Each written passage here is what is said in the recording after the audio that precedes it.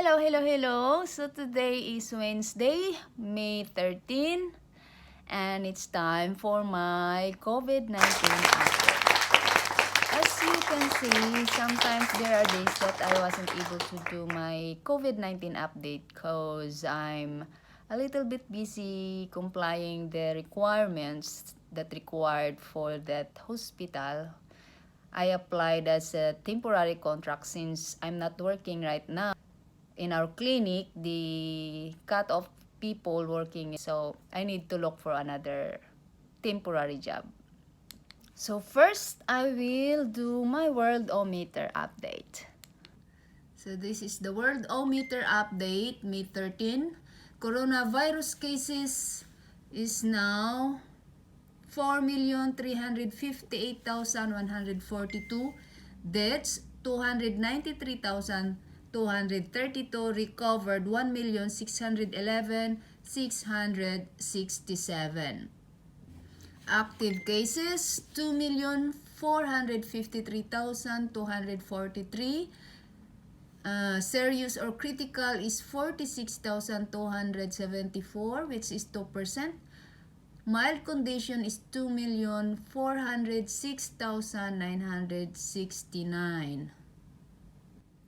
Total cases, USA 1,408,636, Spain 269,520, Russia 242,271, UK 226,463, Italy 221,216, France 178,225, Brazil 170,214, Germany 173,274, Turkey 141,475, Iran 110,767, China 82,926.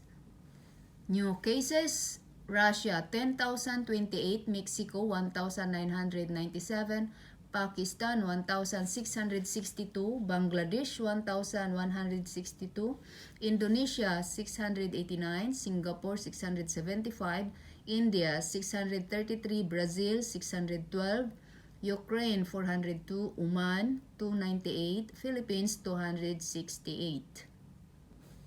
Total deaths, 83,425 USA, UK 32,692, Italy 30,911, France 26,991, Spain 26,920, Brazil 12,461, Belgium 8,843, Germany 7,755, Iran 6,733, Netherlands 5,510, Canada 5,169.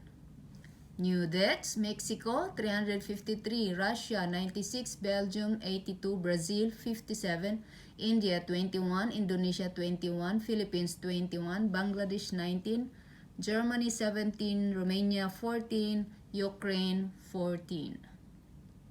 So that's all for my Worldometer update. So let's go for Qatar updates. Money exchanges here in Qatar reopened yesterday. In continuation of the measures the state of Qatar has taken to limit the spread of the COVID-19 pandemic and to meet the public needs in manner consistent with medical and preventive guidelines, the Ministry of Commerce and Industry has decided to reopen money exchange service offices with the mandatory application of precautionary measures. So, update for COVID-19 yesterday. There is 1,526 new cases with the total now of 25,149 coronavirus cases here in Qatar and 22,116 is active cases. And we have 179 recovery with the total now of 3,019 recovered cases.